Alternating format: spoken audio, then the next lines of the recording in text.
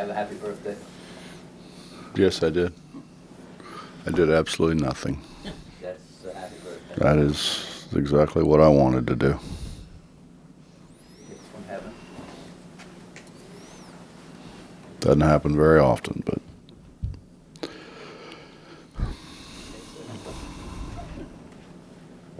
Well, you guys ready? Ready or not, I guess. well, I mean, it's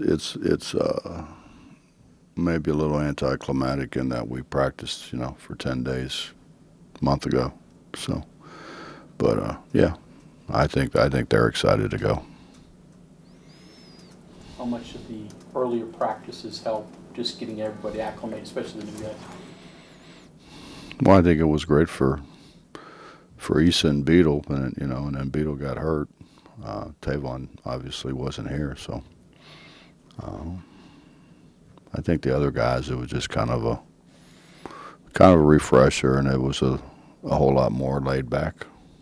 So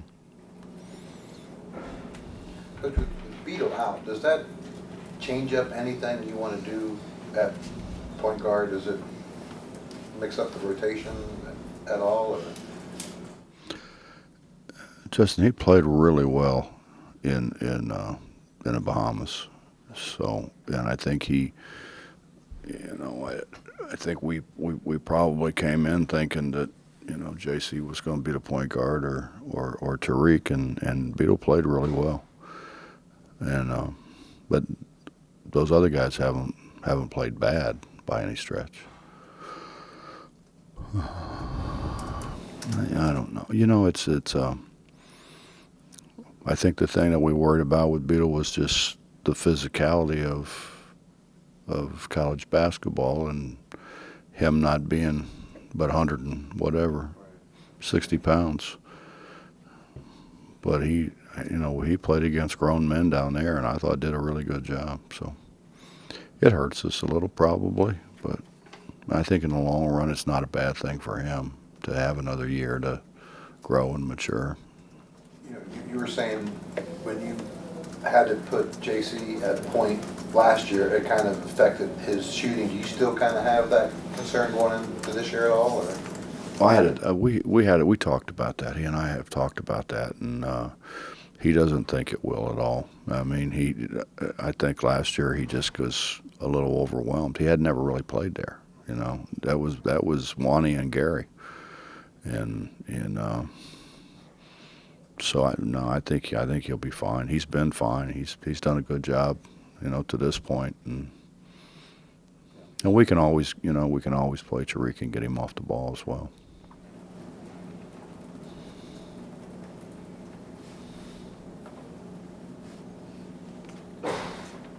Have you determined style yet? And you're not quite as deep without Gary and Juwan in the backcourt. Can you do everything you did without that depth? I think so.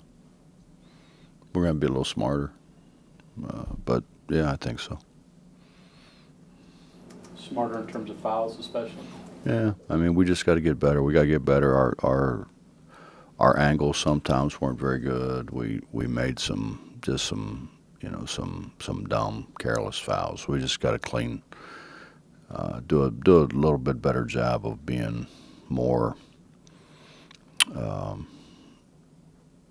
cognizant, I guess, of not getting in foul trouble. We fouled some people in traps, which you should never do. And again, our angles were bad, and so I don't know that we can put as much pressure on maybe the inbounds pass as what we did. I'm not sure. I mean, I think at the end it came down to who created the contact, to a large degree. You said when it came out that you weren't a big fan of a 30-second clock. Mm-hmm. You thought about it a little bit more. Of you I'm still not a big fan of it. Still not a big fan of it. Mm-hmm. Seemingly every time you turn on the TV, the greatest Final Four of all time was Villanova beating Georgetown, and what, they shot it 7 times in the second half, or 11 times, or something like that. Everybody seemed like that. If they want to increase scoring, tell people don't play pack line anymore. No, it's not us. It's not playing the way we play. That's not holding scoring back. I mean, I just think we're going about things the wrong way. Or let's just do like soccer does, at the end. Let's just line them up, have a free throw shooting contest like they have the. Well, you did a few times last year. Well, we did, yeah. Not on purpose, though, Bob. It wasn't on purpose. I'm talking about do it on purpose.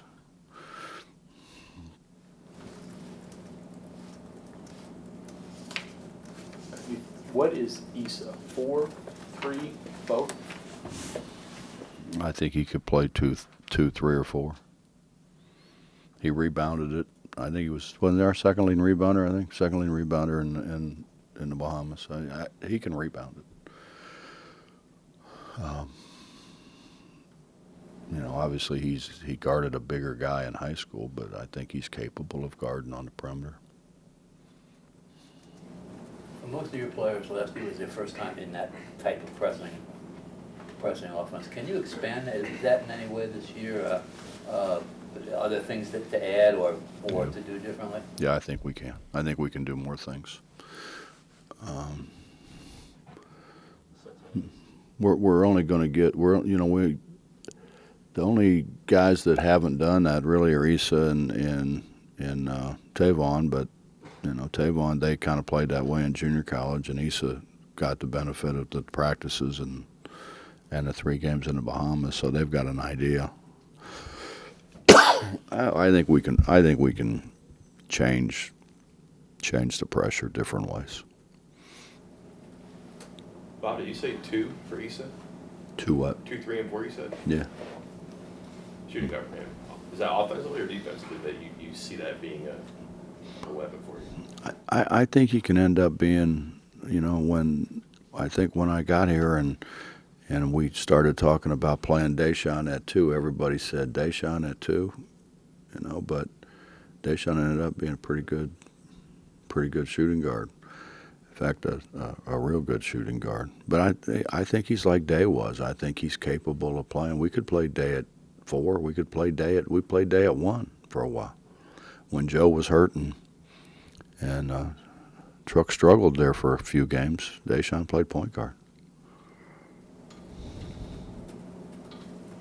Where does Devin fit on your chart of big guys, and what are the expectations for him this year? Well, I think in a lot of ways, he obviously Wani, but he was a go-to guy for us. I mean, we threw him the ball when we needed baskets, and I think our guys had so much confidence in him getting us second shots, and I don't see why that would change. He seems to be a little bouncier than he was a year ago. So, I think Devin's a guy that we're gonna depend on to score the ball when we need baskets. You see him maybe growing up in the NCAA tournament a little bit, the way he played Maryland and Buffalo and some of those teams. I thought he played really well. I mean, the offensive rebounds he got the Buffalo game won the game. And I think he'll continue to do that. I think he's shooting the ball better. He's bouncing it better. I think more importantly, Johnny's passing the ball better. He and I have talked about the guys that are really hard to guard are guys that are great passers. Larry Bird, how well, and that's what people talked about, how well he passed the ball. Well, it's hard to run and double. It's hard to try to get the ball out of his hands when he can find an open guy. When I had Kenyon, he was that way. Kenyon could really, really pass the ball, and Devin is getting better and better and better at that, and that just freezes the defense and lets him get isolated a little bit more. You say bouncier, he's getting off the floor better. Is that what you're saying? Why do you think that is? Well, I think he's had a good summer. I'm sure fresh legs has something to do with that too, but I think he's had a really good summer. He's had a good summer in the weight room. you look at him, he's not carrying around any extra weight. I think he's really lean. I think he's as lean as this is the leanest he's ever been. But he's still 260 something, you know. How does Holton and those other guys fit around Devin and make him better? John shot the ball really well this summer, really well.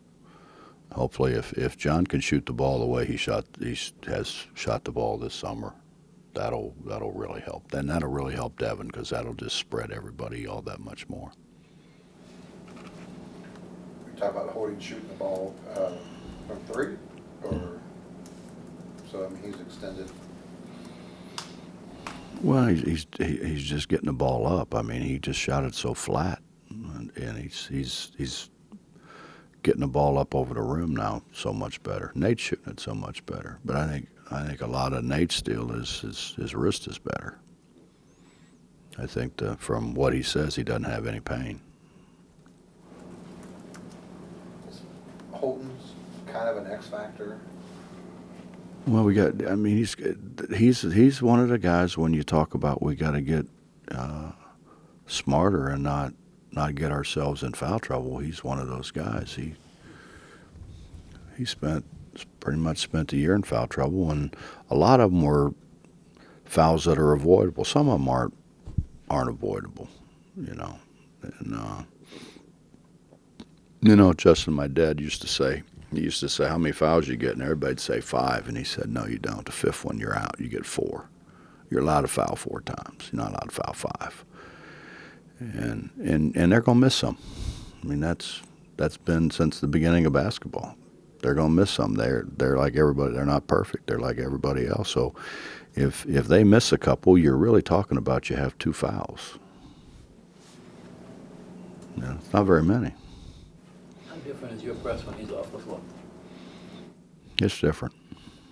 And we don't have near as much pressure at the point of it with him out. I just looked at it. His deflections. I mean, his deflections were, even in the little bit of time that he played, his deflections per minute were off the charts. How much more can you get out of Elijah this year, and where's he at in his development? Well, he had a great summer until about a week ago, and then he hurt his back, and he was sick yesterday. So he's just got to stay healthy. I mean, that's been a problem. I mean, you know, he's broken his wrist twice, and so if he stays healthy, he's in the best shape he's ever been in. He's running so much better. He's jumping so much better. And we got to somehow try to keep him well. What's the first day like for you after all these years of first days of practices? What like for you? Well, it's different now. You know, we'd never had the summer stuff before. It was once every 4 years you got to practice them in the summer when you went on a trip. So we went yesterday. You know, you get your 2 hours a week, and then we'll go. Obviously, we're going to start tomorrow.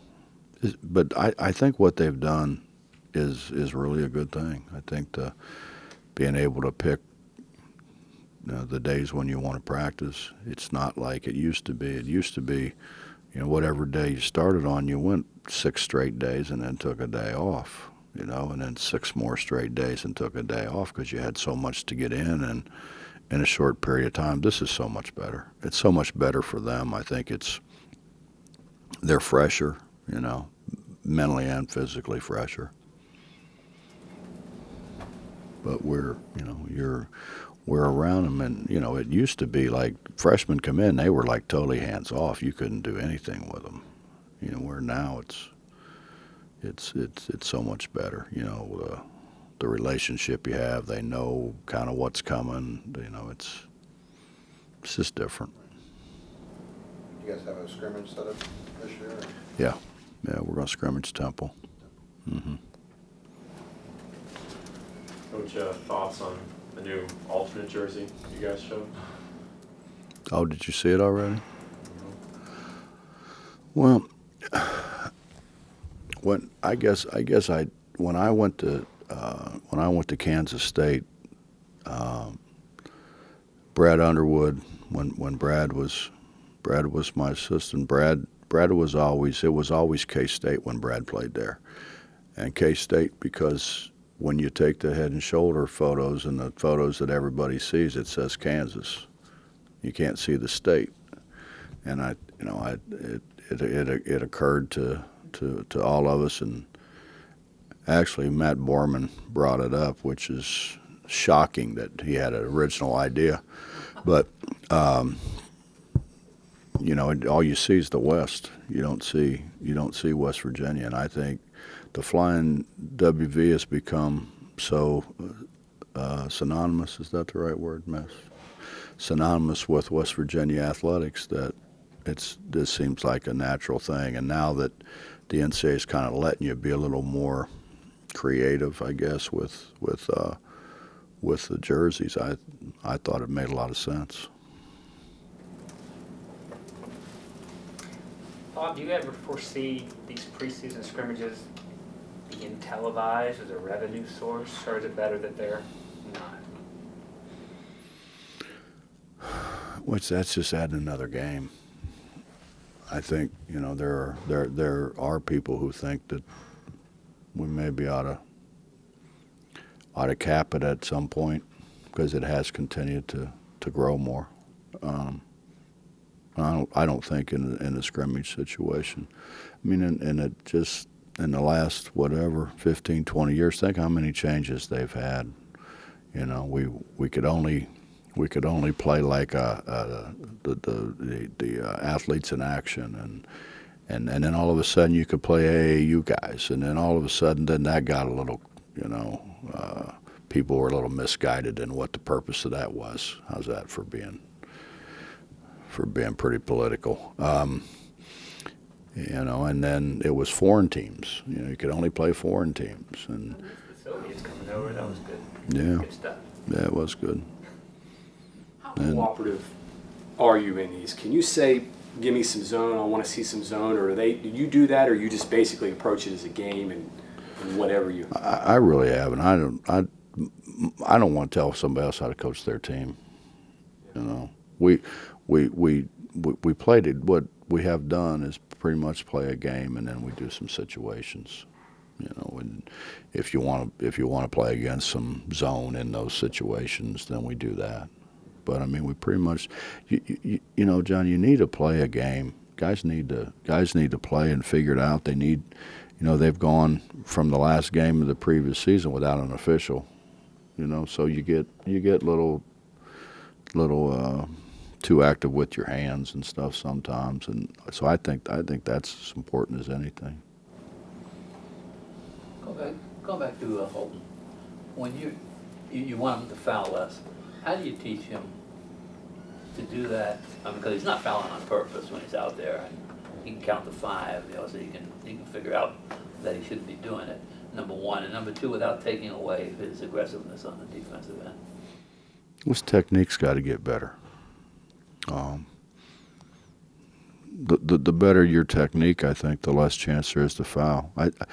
And I think it's angles, Bob. It's pursuit angles. Our pursuit angles have to get better. Instead you don't run right at a guy, you run at a pursuit angle, and that gives you a little more. If you have a little more space, you have a little bit more reaction time. If he's not reaching, if he's not reaching and doing that, there's less deflections. Not necessarily. Right? No, not necessarily. We want to get deflections kind of out of the air more than, reach in, try and steal the ball. No change for Brandon? Status-wise, you still expect a redshirt, or has that changed? I think he's getting better, but I don't know. That's the question for Doc. I don't know, but I know like 2 weeks ago he couldn't dunk, and now he's back to where he's starting to get a little bit of bounce back, and And I think he's his confidence in his knee, I think, continues to grow. I don't know. We need to start bringing his banged up swear. We need to start bringing Doc in here for a press conference. What's the plan for Tavon Myers, and how do you see him fitting in? Well, he's struggling. I mean, but who didn't know that was going to happen? You know, you miss the whole summer. Other guys have 10 practices in 2 hours a day, and he's a talented kid. He's a very talented kid that he's quite frankly put himself behind the 8 ball, you know, because of just the experience thing. And you know, it's not that he can't figure it out. I think he can, but it's going to take a lot more effort on his part. He's going to have to look at some film. You know, he's going to have to learn some things. And I guess it's not any different than anybody else. They decide how much they play. I don't. You know, I obviously try to play the guys that are going to win. Would you consider a redshirt there, or? I don't know. I think it at some point comes down to it's a numbers deal too. You go through the practices and then the scrimmage in Temple and more practices. When the season starts, all the changes that are going on, there's an adjustment point when the season starts, don't you think, that the first couple games, it's not like you guys are just going to be able to just jump right into the season and say, okay, yeah, we're used to all this and the shot clock and the way the games are being called, we're ready to go. I can't imagine it's going to be like that right from the get-go. No, but honestly, Justin, I think the biggest thing that happens early in the year is I don't care how much you run, it's not basketball shape. And that's another reason why the scrimmages are important, the exhibition games are important, is you got to get in basketball shape. And you know, when you're not in basketball shape, you have a tendency to foul more, you have a tendency to throw the ball away more, you have a tendency not to make as many shots. I mean, there's a lot of things. I think that's as much as then they pick up some bad habits in the summer a little bit sometimes, but I think we can throw 5 guys out there that can play. Now, how long they can play, I don't know, but they'll have it figured out. I mean, you think how much experience JC and Dax got a year ago, and Tariq really started to play a bunch at the end. So there's 3 guards right there. If Jayshawn's another guy, it's just got to stay out of foul trouble. But I thought Jayshawn had his best workout yesterday. Best workout since he's been here. And you know, I think everybody understands he may be our best athlete. He's a talented kid, and if he figures it out, that'll really help us. A few years ago, you brought Casey Mitchell in, leading scorer in the college player. Comparisons to him and Tavon, and he didn't quite. I mean, he had his moments, but he didn't quite reach, I think, maybe what you thought you were getting when you got him here. Well, I think our guys would say he's the most talented guy we've had here. No, Casey. Yeah. I mean, I can remember when he came in for the visit, Deshaun came in my office and said, well, I guess I'm not going to be the leading scorer. I mean, Casey was really a talented guy. And Tavon's talented. He's not, you know, Casey was so strong and physical, you know, where Tavon's, I think, more like Dax and JC are.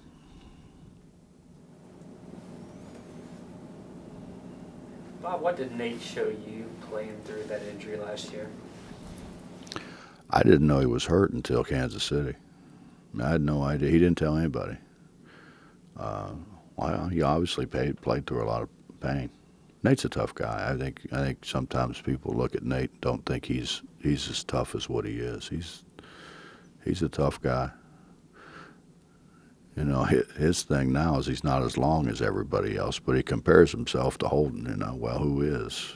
You know, but no, he's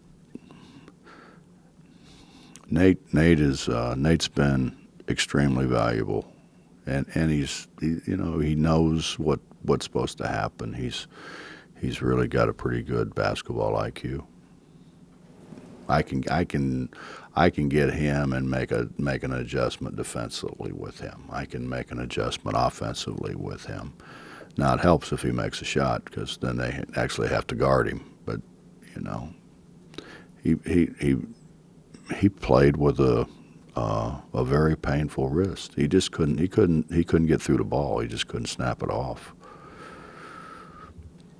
Silly question, but if he shoots 35 or 40% from three-point range, what's the impact on you guys offensively in the half court? Well, we expected him to. You know, I mean, I thought that was like the normal progression for him. Yeah, he shot it substantially worse than what he shot at his freshman year, and it's supposed to be the other way around. And that was all because of the injury. So, I mean, I think he showed a lot of guile, you know, and he knew we needed him, you know. So When you are with your coaches and you're talking about personnel, is point guard still the number one thing you guys talk about the most?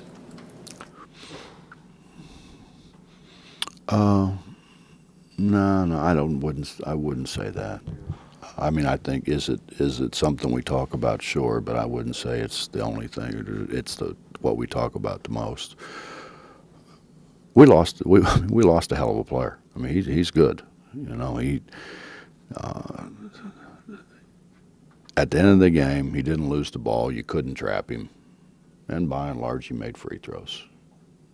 So you know it's pretty good when you just say give him the ball and get the hell out of his way. You know, and when he throws it to you, try to make a shot. Obviously you missed that, you know. But at the same time, I think Javon Carter's pretty good. I really do, you know. And they're not going to help off of him. That's for sure. And I think as we continue to play games and stuff, he'll continue to get better and more comfortable. Different player, though. Yeah, a lot different. So that consequently, you adjust things based on what he does and how it fits what you want to do? Yeah, I mean, I think, John, with everything they're doing, whether you like it or not, you're going to end up just seeing ball screens everywhere, you know. And he's different than Wani. You know, Wani was a guy who come off of ball screens and get it in the lane, where JC's probably a guy come off of ball screens to make shots.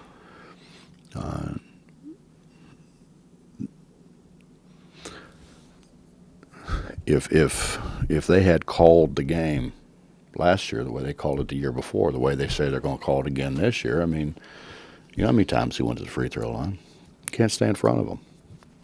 And JC's a little different, but pretty good. Coach, since you talk about JC and Dax, and sounds like Adrian's getting better, Holton's shooting's getting better. Does this need to be a better shooting team? I mean, it sounds like it has the potential to be a better shooting team. Do you need it to be? Yeah, absolutely. I don't know that we'll get everything we got a year ago off the press. We led the country in steals. We led the country in forced turnovers. And, we're still going to rebound it. But, yeah, I mean, we're going to have to make more shots. But, Justin, you know, I mean, I think sometimes it gets lost in the fact that we played three freshmen,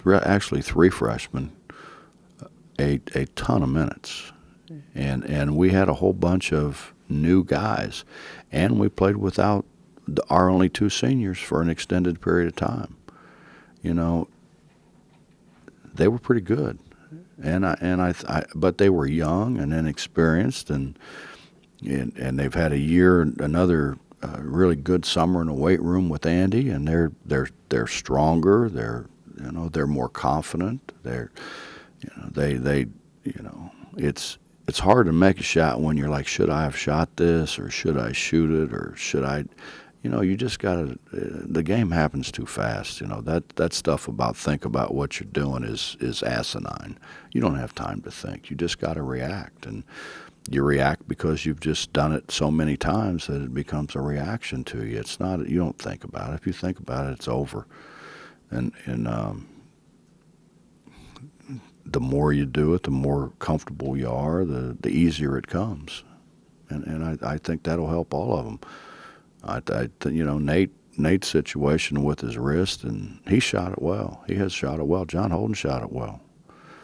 And those guys, if you look at the stats from in the Bahamas, and that was longer than our three. That was the, yeah. So, I think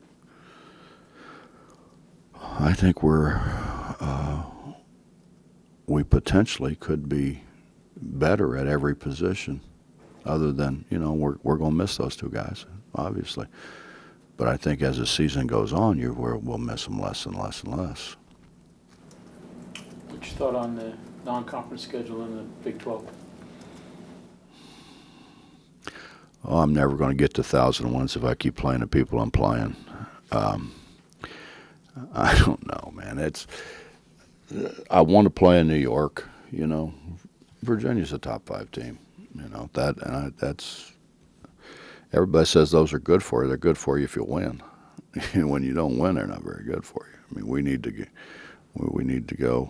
go figure out a way to win. But we're playing, I think, a very competitive schedule.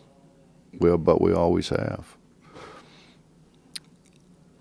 I think that the stat that Mess told me, that we've won more games in the 8 years that we've been here than they have since Fred Schaus all the way through John Beeline against top 25 teams. Think about that.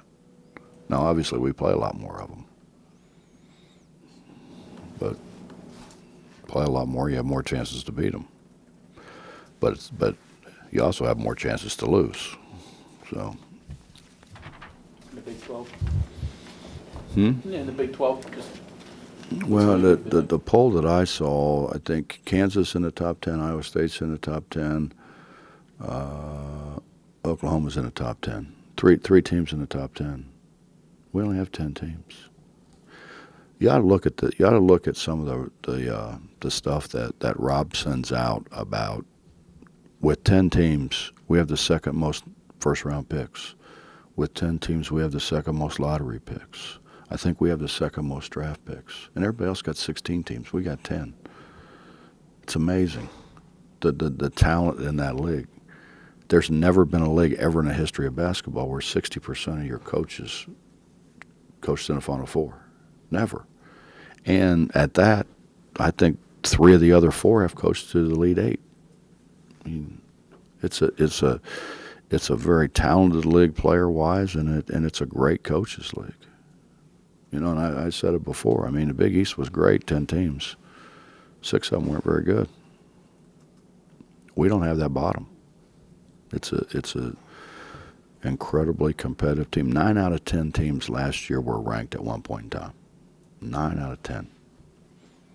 That's never happened. That's never happened in the history of college basketball. If you have 3 games against top 10 teams, 3 teams, that means 6 games against top 10 teams because you play everybody twice. Well, and Baylor's in the top 20. Yeah. Baylor's in the preseason top 20. Virginia's in the preseason top 10. Cal's in the top 20.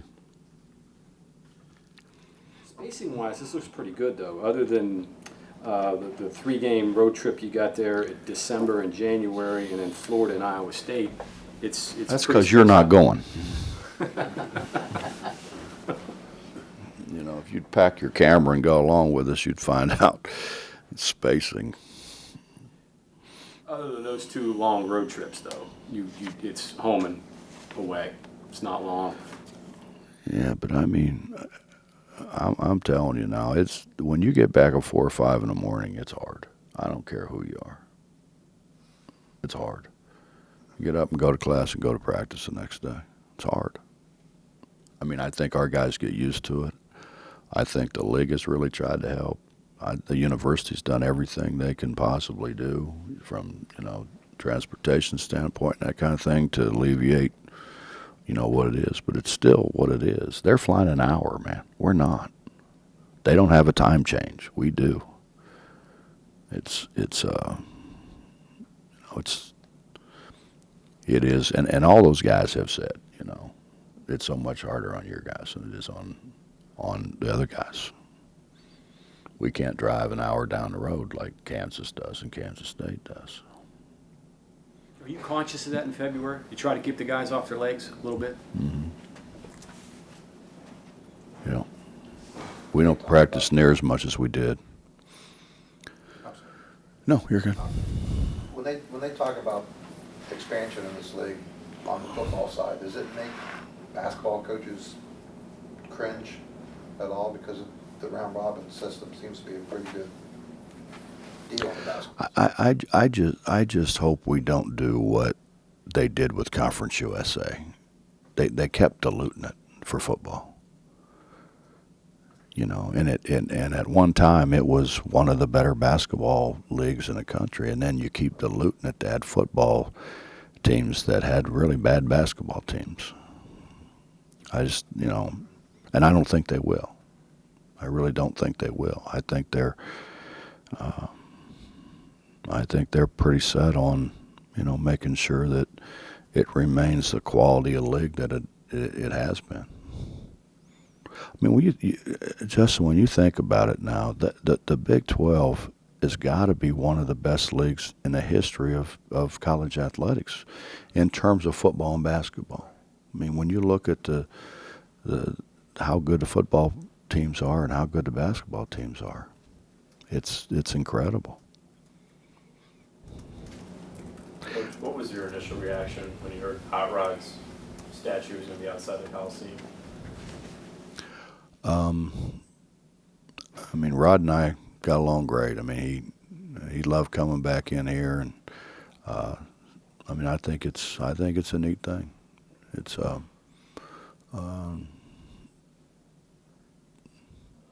I think in a lot of ways we haven't paid homage to the greatness that has been our history and our past. I think we need to do a much better job at that. It's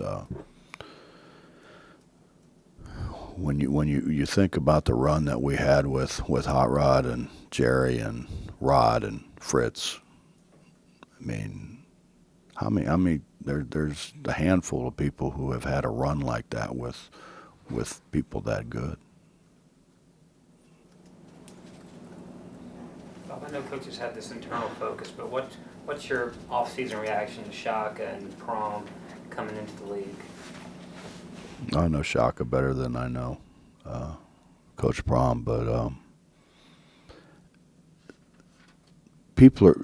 everybody in our league's going to have good coaches, because it's people want to coach in our league till they get in it. Then you start thinking, what did I do? But no, I mean, Shaka took VCU to the Final Four.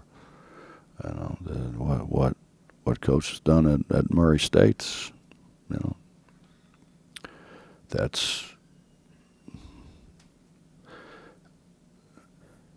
we're going to pretty much get the best of the best. I mean, I'd sit around in those meetings and I'm looking around like, and I mean, we had it at the Big East to a degree, but we also had guys that you never heard of too. I mean, let's be honest, Huh? Some of them you haven't heard from since. That's right. But you sit there and you got Boeheim, Calhoun, and I think the Big East is very smart. That's what they focused on. You don't have to do that in this league. Off topic, you mentioned a couple years ago that you might have had a conversation with someone who said expansion was definitely being talked about in the Big 12. Has that guy said anything else to you in the year and a half or 2 years since that led you to think that it's potentially imminent? No. I think what, and I probably shouldn't say this because I'm not in on those meetings, is probably President Gee and Shane are probably better served to answer the question than I am. But I don't think they want to bring people in just to bring people in. You know, they have to bring something. And the truth of the matter is, they have to increase our value. You know, why do you want to bring two teams in and cut up the pie 12 ways when you can cut it up 10? Yeah, I think that's where we are. That's just my opinion, but I think that's where we are. And that makes sense. It's still a pretty good league.